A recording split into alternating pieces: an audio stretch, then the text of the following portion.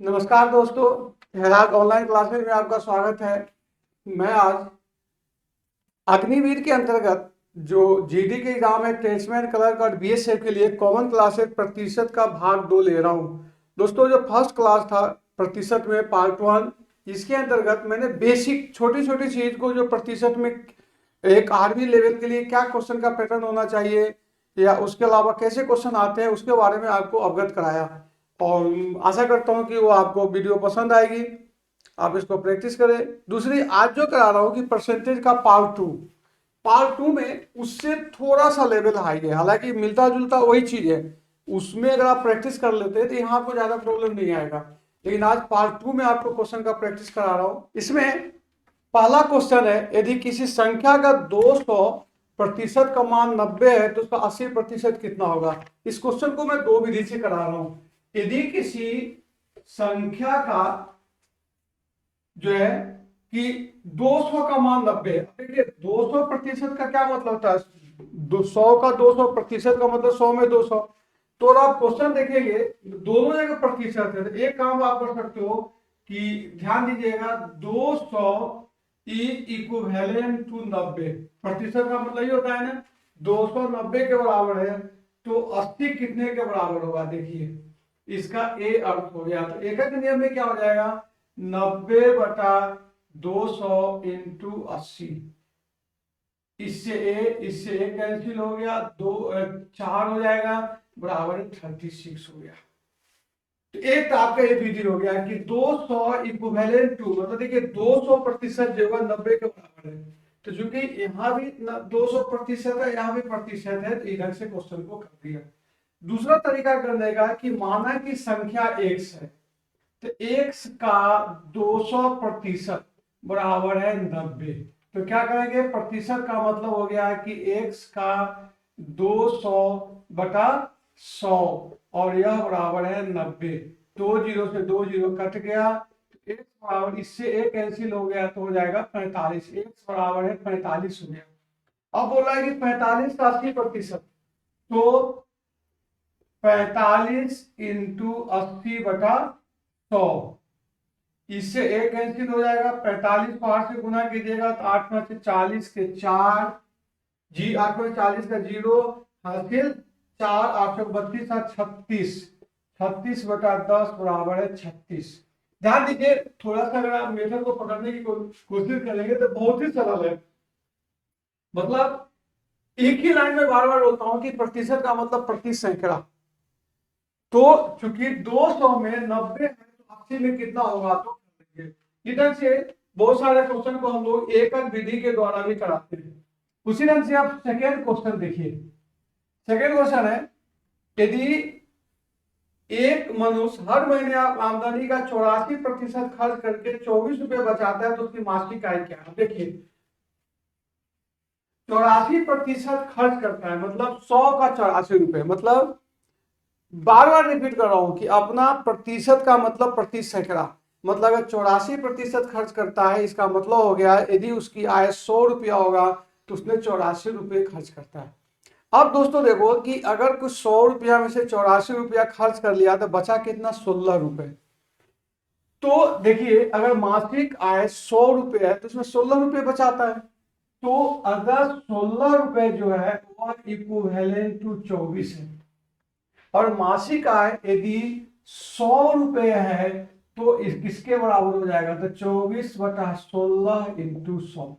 ध्यान दीजिए, अब यहां इसको कैंसिल कर दीजिए तो 2 और यहां 3, इससे कैंसिल कर दीजिए तो 50, और यह आपका हो गया 150।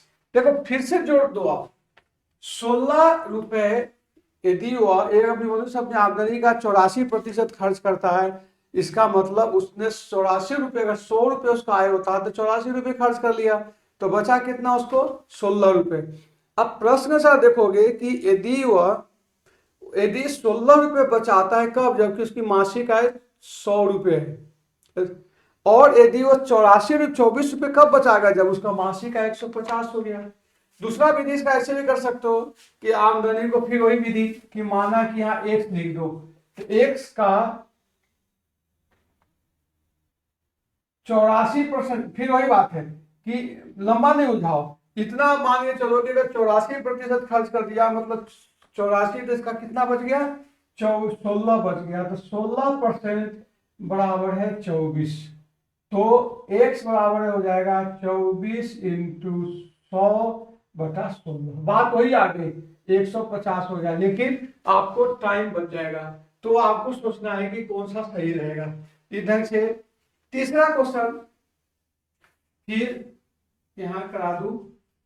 तीसरा क्वेश्चन देखिए कि एक विद्यालय में 1000 विद्यार्थी है, यदि इनसे 15% मुसलमान है और 10% ईसाई और शेष हिंदू है, तो सबसे पहले देखिए 15% मुसलमान है, मतलब अगर 100 होगा तो 15 मुसलमान होगा और 10 ईसाई होगा। अब बताइए कि 15 मुसलमान है और 10 ईसाई है तो कितना हो जाएगा, 25 हो जाएगा। अब बोला है कि अगर 100 में से सोचो कि अगर कुल 100 है, मतलब दोस्तों मैं ये चाह रहा हूं कि आपको गणित को बिल्कुल सरल कर दो और वो प्रतिशत के आधार पर, मतलब 100 के आधार पर प्रतिशत को। तो सोचो कि अगर 100 में से 25 जो है वह तो आपका ये हो गया ना ईसाई और शेष हिंदू है, तो विद्यार्थियों की संख्या ज्ञात की। अब आप बोलो कि यदि 25 जो है वह आपका मुसलमान और हिंदू ईसाई मिलकर बच गया, 100 में से तो टोटल हिंदू कितने बच गए, तो 100 घटाओ 25 बराबर है 75 हिंदू बच गए। ध्यान दीजिए। अब इस क्वेश्चन को देखिए कि विद्यार्थियों की कुल संख्या ज्ञात कीजिए, विद्यार्थियों की संख्या ज्ञात कीजिए। अच्छा, तो हिंदू विद्यार्थियों की संख्या ज्ञात कीजिए। अब मान लिया कि जब आपको 100 अगर कुल विद्यार्थी है तो 75 आपने निकाला है हिंदू, अगर यह 1000 हो जाएगा। देखिए यहाँ एकक विधि को कैसे चेंज करेंगे, यहाँ 75 है ना तो 100 हो गया, अगर एक जीरो यहाँ ज्यादा है तो यहाँ भी एक जीरो ज्यादा हो जाएगा और यह आपको 750 हो जाएगा। उम्मीद करता हूं कि इस ढंग से आप भी इसको शॉर्टकट मेथड में करने की कोशिश करोगे। नेक्स्ट क्वेश्चन 4th नंबर है, यदि किसी अयस्क में 15% तांबा है तो 72 किलोग्राम तांबा प्राप्त करने के लिए कितने अयस्क की आवश्यकता होगी। अब क्वेश्चन को फिर समझो, उसी पर घुमा रहा हूं आपको। यदि किसी अयस्क में 72% तांबा है, मतलब यदि 100 किलोग्राम अयस्क होगा तो उसमें 15 किलोग्राम तांबा होगा। अब आप सोचो कि 15 किलोग्राम यदि तांबा प्राप्त करने के लिए अपना पास 100 किलोग्राम अयस्क चाहिए और आपको अयस्क कितना प्राप्त करना है, 72 किलोग्राम।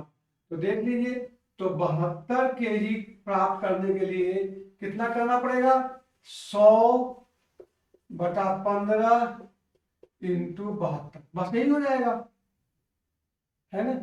जब तक मैं आपको शॉर्टकट मेथड दे रहा हूं, जब तक आपका तरफ से रिव्यू नहीं आएगा कि कितना प्रॉब्लम आ रहा है, तब तक मुझे भी समझ में नहीं आएगा। इसलिए आप लोगों से बार बार निवेदन है कि जब चैप्टर को आप देखोगे तो जरूर कमेंट बॉक्स में कमेंट लिखना, अगर जरूरत पड़ेगा तो और सरल विधि कर दूंगा। लेकिन मेरा विधि को सरल करने के साथ साथ मेरा टारगेट ये भी है कि आपको कम समय में अच्छे से क्वेश्चन करा दूंगा कॉन्फिडेंस के साथ।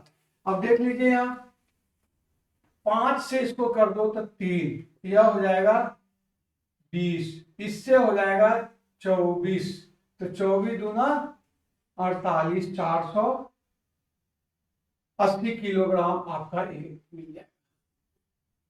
इसी तरह से फिफ्थ क्वेश्चन में है कि 20 पैसे 5 रुपए का कितना प्रतिशत है। अब 20 पैसे, अब देखिए कि 20 पैसे आपको कल ही बताया था, अब 5 रुपए को आप 500 पैसे हो जाएंगे और यह प्रतिशत में पूछ रहा है तो ये हो जाएगा 2 जीरो से कैंसिल हो गया, 5 से 4 हो गया, तो 4% आपका उत्तर हो गया।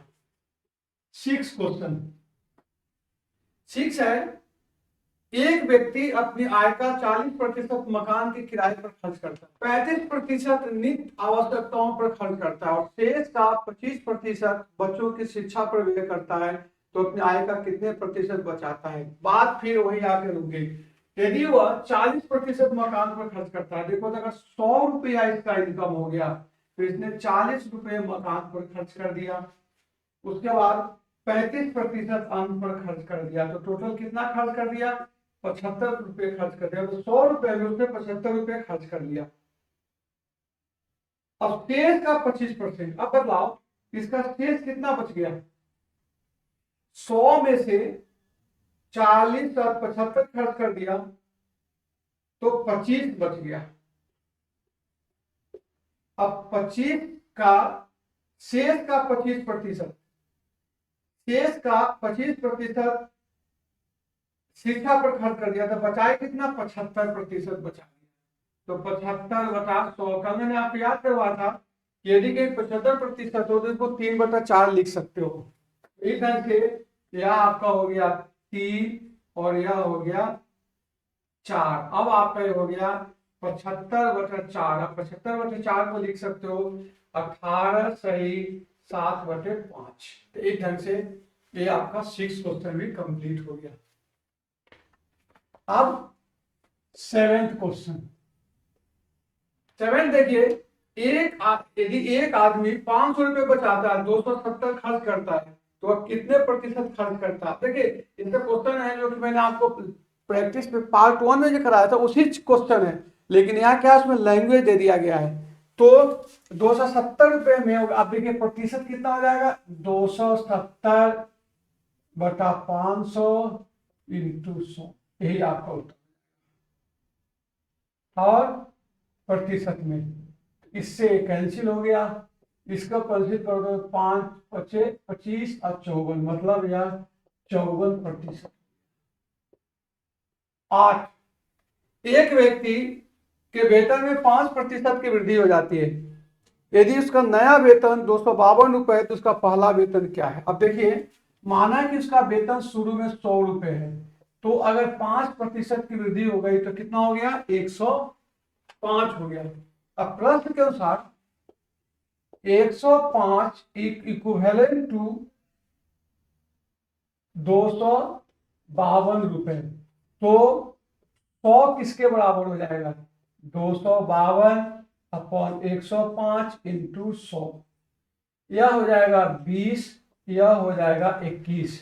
21 से कैंसिल कर दो, 21 से कम 1 और 12, तो इसका उत्तर हो रहा है, वह हो रहा है 240। और सिंपल विधि से भी कर सकते हो कि एक वेतन को वृद्धि हो, उसका वेतन आवे तो 252 रुपए, तो मेरे ख्याल से सबसे सरल विधि है, थोड़ी सी आप पकड़ने की कोशिश करो। नेक्स्ट क्वेश्चन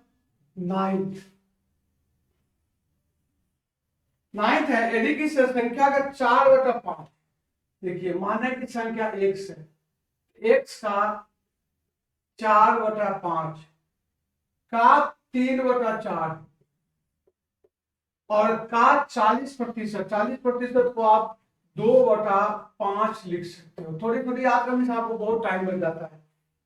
का 48 है, 48 है, तो उस संख्या का 1% कितना होगा? आप देखो, इसको कैंसिल कर दो, 4 से 4 कैंसिल हो गया, इसको ऊपर भी काट सकते हो, तो 3 और 2 6, 6 से कैंसिल कर दोगे तो 8 × 48, 8 हो गया। तो इसका मतलब x बराबर हो गया 5 × 5 × 8, कितना हो जाएगा? 8 × 5 = 40, यह हो जाएगा आपको 200। अब रहा क्वेश्चन कि 200 का 1%, कुछ नहीं करना आपको, प्रतिशत का मतलब काट होने तो 200, 2 जीरो नीचे आ जाएगा, तो जब 2 जीरो नीचे आ जाएगा तो कैंसिल होकर सीधे 2 उत्तर हो गया, तो 2% उत्तर हो गया। 10 क्वेश्चन है कि 450 सेबों में 30% खराब है, तो सेब की अच्छी स्थिति कितनी है? 100 में अगर से 70 की स्थिति सही है, तो 450 में कितने की स्थिति सही हो गई? तो 70/100 × 450। अब कैंसिल कर दीजिए, 1 0 से 1 से 75 को 70 से गुना कर दीजिए, 45 को 70 से, तो 35 के 5 और 3 से उत्तर हो गया। इसी रंग से जो 11 नंबर का क्वेश्चन है, एक फल विक्रेता के पास कुछ सेब थे, वो 70% सेब बेच देता है, अब उसके बाद 420 है। कभी कभी मिलता जुलता क्वेश्चन है, अगर 40% बेच दिया तो 60% बच गया, तो 60 जो है वह इक्विवेलेंट टू 420 है। तो 100 किसके बराबर होगा? तो 420/60 इंटू 100, इससे कैंसिल होके 7 हो गया, तो इसका मतलब 700 इसका मतलब। अब 12 नंबर का क्वेश्चन देख लीजिए। 12 में रमेश ने अपनी पत्नी को अपने मासिक आय का 65% दे दिया, यदि उसके पत्नी ने 650 प्राप्त किया तो रमेश की मासिक आय कितनी है? वेरी सिंपल क्वेश्चन को पढ़ना आप कि 100 में से 65 हो गया, तो 65 जो है वह इक्विवेलेंट टू 650 है। तो 100 किसके इक्विवेलेंट होंगे? तो हो जाएंगे आपको 650 बटा 65 और इंटू 100, इससे कैंसिल हो गया, 3 जीरो बच गया। यह आपका क्वेश्चन हो गया। 30% कर्मचारी को अलग तबादला हो गया। अब भाई कितने का टर्न, मतलब 30% को पूछ रहा है। तो आप देख लो कि संस्था में यदि 100 कर्मचारी है तो 30 का तबादला हुआ है। अब ये मतलब ये हो गया, और आपके पास कर्मचारी कितना है? 2010, यह हो जाएगा 30/100 इंटू 2010, इससे एक कैंसिल, इससे एक कैंसिल, ये हो जाएगा आपको 603 हो गया। यह आपका क्वेश्चन। 14 क्वेश्चन 14 है, 38 छात्र में 3 अनुपस्थित हुए। तो 38 में अगर 3 अनुपस्थित हो गए तो 35 बच गया। उपस्थित छात्र में 20% होम नहीं बनाया, तो कितने ने होमवर्क बनाया? अब देखिए, सोचिए कि 38 में से 3 घटा दिया तो 35 हो गया। 35 में 20% छात्र ने होमवर्क नहीं बनाया तो 80 बनाया। तो अगर बताओ कि 100 में 80 हो गया तो 35 में कितना हो जाएगा? तो 80/100 इंटू 35, इससे कैंसिल हो गया। 8×45 के 0, 8×3 24 और 3 28 और एक जीरो यहाँ है, इसका मतलब 28 आपका। उम्मीद करता हूं कि आपको समझ में आ गया होगा। अब लास्ट क्वेश्चन गणित का है 15। किसी परीक्षा में 65% छात्र पास हुए, यदि फेल परीक्षार्थियों की संख्या 420 है तो कुल छात्र कितने होंगे? अब सोचिए क्वेश्चन को कि 65% अगर पास हो गए, इसका मतलब हो गया कि 35% फेल हो गए, मतलब 100 में 35 फेल कर गए, तो 420 में कितने हो गए? तो जब 35 फेल किए तब, जबकि आपने इसको 100 माना है, तो 420 है ना? हाँ, तो 420 में कितना हो जाएंगे? 100/35 और 420। अब यह इसको काट दो तो हो जाएगा 70, और ये हो जाएगा आपको 5, इससे कैंसिल हो गए 20 या 14। इस ढंग से जो छोटे छोटे गणित के क्वेश्चन थे उसको मैंने करा दिया। आगे भी मेरा पार्ट 3 भी रहेगा, क्योंकि गणित स्टैंडर्ड चैप्टर है और प्रतिशत से बहुत सारे क्वेश्चन आते हैं, तो मैं आपको करा दूंगा। अब देखिए क्वेश्चन में मानसिक होता है कि आपको 4 क्वेश्चन करा रहा हूं, जिसमें कि 16 नंबर का क्वेश्चन है, वह है श्रेणी से है, श्रृंखला जिसको बोलते हैं। श्रृंखला में देखो दोस्तों, तो लिख लो आप 4 2 8 6 10 8 14 12 16 और आगे 11। देखिए इसमें 2 सीरीज बन रहा है, 4 और 4 8 और 2 10 और 4 14 2 16, इसका मतलब +4 +2 +4 +2।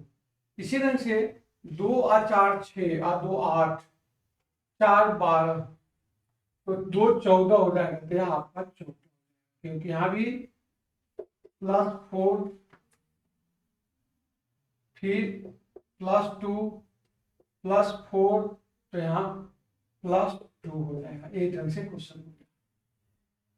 नेक्स्ट है 17 नंबर की, जिस तरह पानी समुद्र में संबंधित है उसी ढंग से बर्फ पानी का सबसे बड़ा रूप जहाँ रहता है उसको हम समुद्र बोलते हैं, उसी ढंग से बर्फ का जो सबसे बड़ा रूप होता है उसको हम हिमखंड बोलते हैं। अब दिशा दूरी का क्वेश्चन, दिशा दूरी में देखिए राम एक बिंदु पर यात्रा आरंभ की और उत्तर दिशा की ओर 10 किलोमीटर चला। मैंने आपको बताया था कि जब भी इधर के क्वेश्चन करो तो नॉर्थ साउथ ईस्ट वेस्ट लिख दो। अब राम एक बिंदु से आता उत्तर दिशा की ओर 10 किलोमीटर चला, तो ये माने यहां से 10 किलोमीटर उत्तर दिशा की ओर गया, वह बाई मुड़ गया, इधर मुड़ गया बाई, यूं भी लगाइए, यूं बाई मुड़ गया और 5 किलोमीटर चला, ये हो गया 5 किलोमीटर। इसके पश्चात दाहिने मुड़ का वह 15 किलोमीटर चला, ये हो गया इसका 15 किलोमीटर। अब पूछा जा रहा है कि इससे किस दिशा में है, ठीक है ना। अच्छा, लगातार मुड़ उसने अभी 30 दूरी तय की है, देखिए 10, 5 और 15। अब पूछा जा रहा है कि तो किस दिशा में जा रहा है, तो अभी जो इससे तुलना नहीं कर रहा है क्वेश्चन यही से, अगर यहाँ से तुलना करता तो कुछ और आंसर होता है, बोला कि दिशा क्या जा रहा है, तो अगर यहाँ से स्टेट देखिए उत्तर क्यों जा रहा है, तो इसलिए इसका उत्तर हो गया। 19 नंबर का क्वेश्चन है, इसमें यदि पुस्तक को कलम कहा जाए, कलम को थैला कहा जाए, या थैला या बैग को शब्दकोश कहा जाए, शब्दकोश को दरवाजा कहते हैं, तो पुस्तक को ले जाने के लिए किसका उपयोग किया जाता है, इसको आप वहां से पकड़िए। बैग को क्या कहा जाता है, शब्दकोश कहा जाता है, इसलिए पुस्तक को लेने के लिए शब्दकोश की जरूरत होती है। नेक्स्ट 20 क्वेश्चन, दीपक का एक भाई अनिल है, मतलब दीपक प्लस अनिल दोनों भाई हैं। दीपक प्रेम का पुत्र है, प्रेम का पुत्र है। विमल प्रेम के पिताजी है, देखिए विमल जो है वह प्रेम के पिता है, तो मतलब इसके दादाजी हो गए, दीपक के दादाजी हो गए। अब बोला है कि अनिल को विमल से क्या संबंध है, क्योंकि दीपक और अनिल दोनों भाई है, तो दीपक के दादाजी अनिल के भी दादाजी होंगे, तो इसमें दादाजी का संबंध, इस तरह से अनिल का जब दादाजी का रिश्ता हो गया।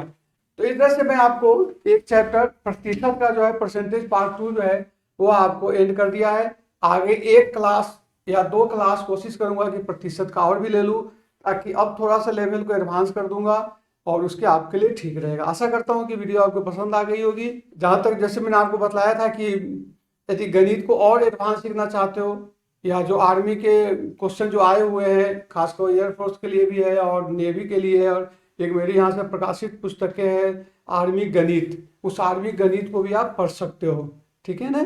ओके, थैंक्स, जय हिंद।